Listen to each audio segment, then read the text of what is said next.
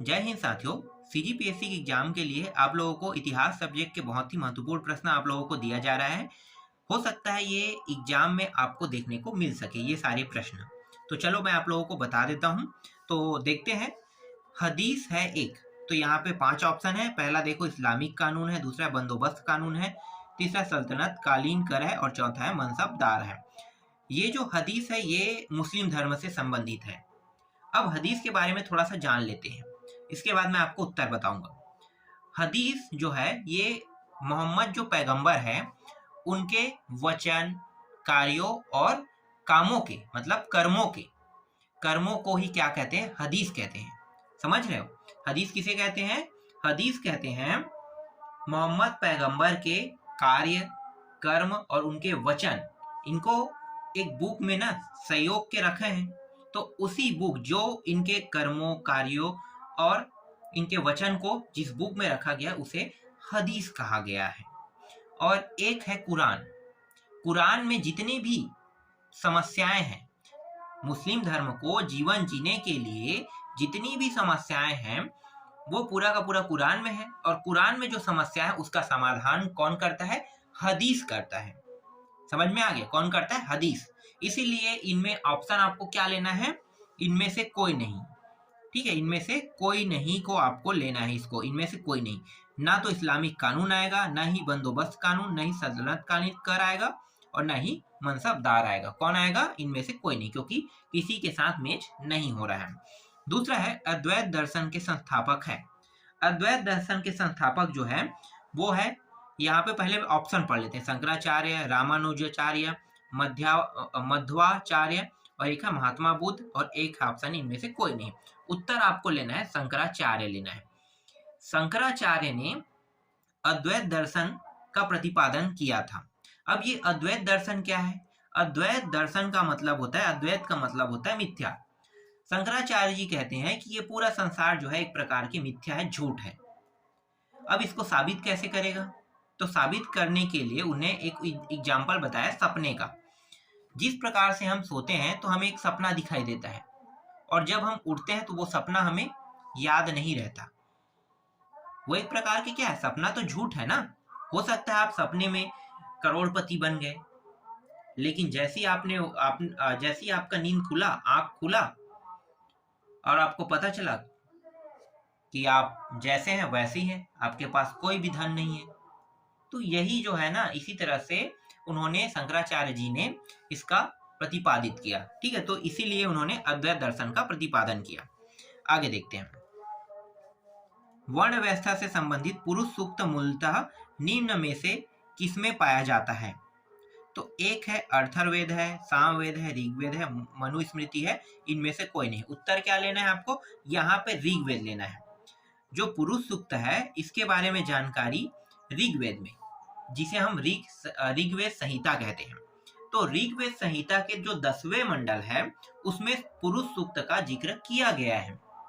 लेकिन एक अंग्रेज विद्वान जिसका नाम है मैक्स मूलर, या आप विदेशी कह सकते हो, ठीक है, विदेशी विद्वान मैक्स मूलर कहो। मैक्स मूलर ने बताया कि ये जो पुरुष सूक्त है ना, ये बाद में जोड़ा गया है। और इस पुरुष सूक्त में किसके बारे में जानकारी है? मनुष्य के अंगों के बारे में। पुरुष मतलब मनुष्य, मतलब पुरुष मतलब लड़का। ठीक है, तो पुरुष मतलब लड़का, तो मनुष्य मतलब जो पुरुष है ना, उसके अंगों के बारे में जानकारी जो है वो पुरुष सूक्त में है। इसके बाद नेक्स्ट प्रश्न देखो। किशनगढ़ शैली किस कला के लिए प्रसिद्ध है? उत्तर क्या लेना है? उत्तर आपको लेना है चित्रकला। किशनगढ़ जो है ये राजस्थान राज्य में है और राजस्थान राज्य में किशनगढ़ जगह है और ये चित्रकारी के लिए पूरे भारत में प्रसिद्ध है।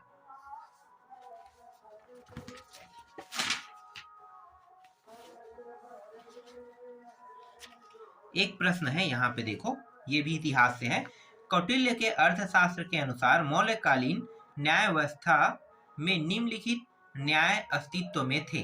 तो पहले कौन कौन से न्याय अस्तित्व में थे?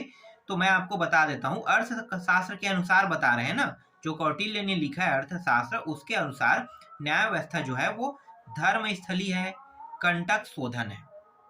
धर्मस्थली और कंटक शोधन क्या होगा, इसका उत्तर होगा। इसमें कुछ ज्यादा बताने लायक नहीं है, जो डायरेक्ट आपको उत्तर उठाना है वो ये उठाना है कि धर्मस्थली और कंटक शोधन को उठाना है, ये दोनों को आपको रिजेक्ट कर देना है। तो यहाँ पे ऑप्शन जो है वो 2 और 4 दिया हुआ है।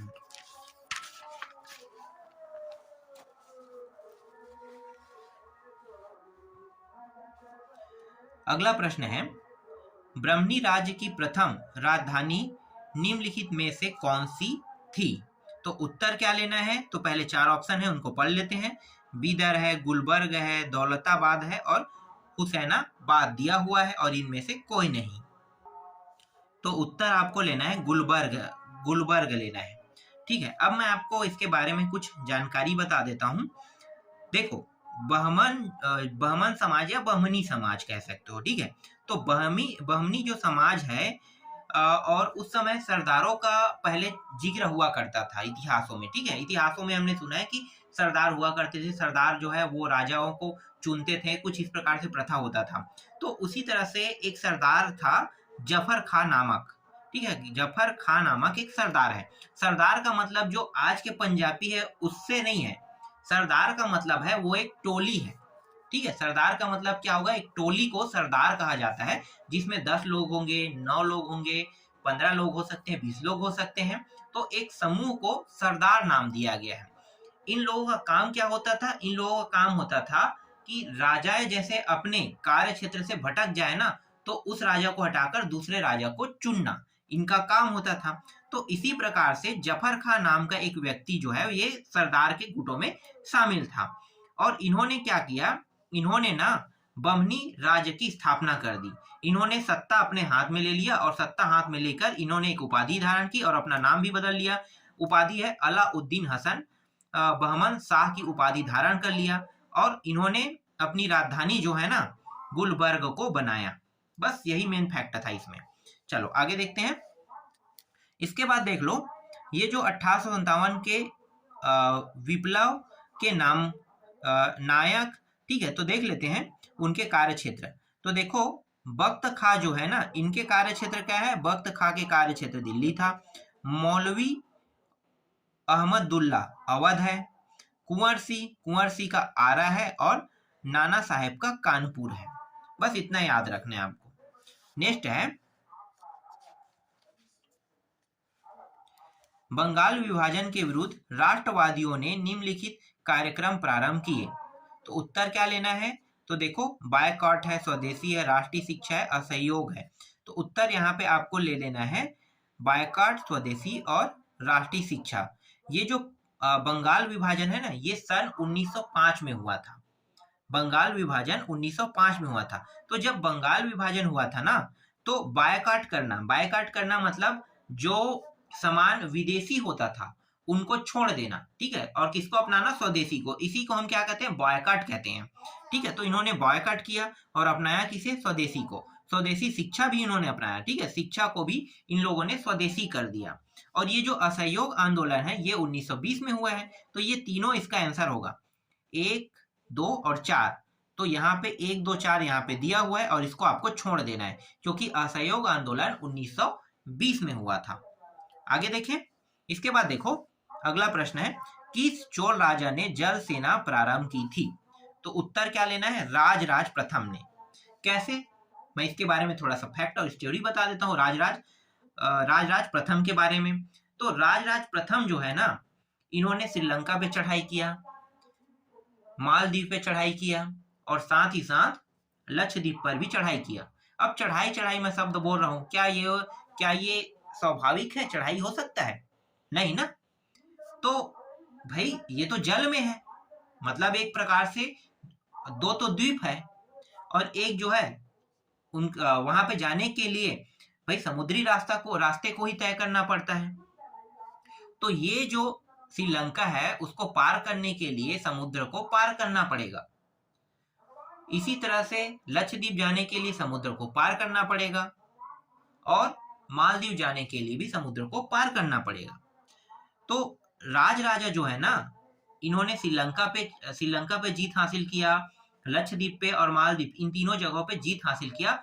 और जीत हासिल करने के बाद ये वहीं पे अपने आप को रोक दिया, आगे और नहीं बढ़ा।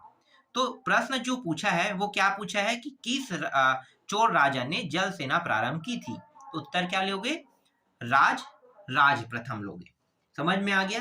क्योंकि तीनों समुद्र में है और समुद्र में जाने के लिए नौ सेना की आवश्यकता होता है। ठीक है, सेना की आवश्यकता मतलब जल सेना की आवश्यकता होता है, और जल सेना जो है इन्होंने बनाया था, और जल सेना के थ्रू ही इन देशों पे आक्रमण किया, और आक्रमण करने के बाद उसे अपने अधीन में ले लिया। एक प्रश्न ऐसा भी है कि गौतम बुद्ध का दूसरा नाम बताइए। तो गौतम बुद्ध का कोई दूसरा नाम नहीं है। अगर ये ऑप्शन में आप पूछते हैं तो आप उसको ले लेना, इनमें से कोई नहीं।